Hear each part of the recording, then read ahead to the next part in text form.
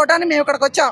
పోలీసులను అడ్డం పెట్టుకుని ప్రభుత్వాన్ని ఆంక్షలు పెట్టి మమ్మల్ని అణగదొక్కే ప్రయత్నం చేసినా సరే మా గొంతును వినిపిస్తాం, మా హక్కుల్ని మేము కాపాడుకుంటాం. ఎట్టి పరిస్థితుల్లో షరతులలోని మహిళా రిజర్వేషన్ బిల్లును అమలు చేసి తీరాలి అని చెప్పి మా పోరాటం కొనసాగిస్తాం.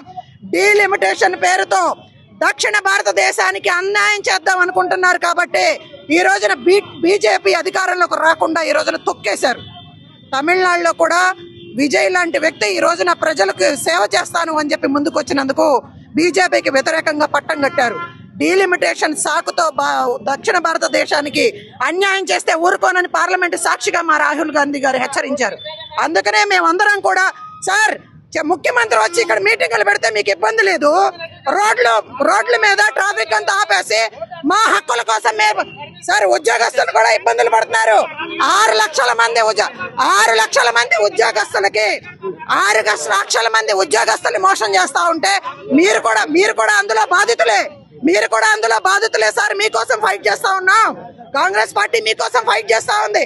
మా హక్కుల కోసం మేము మాట్లాడటానికి మహిళలను రోడ్ల మీదకి వస్తే మమ్మల్ని అణగదొక్కే ప్రయత్నం చేస్తా ఉన్నారు, మా గొంతు నొక్కే ప్రయత్నం చేస్తా ఉన్నారు.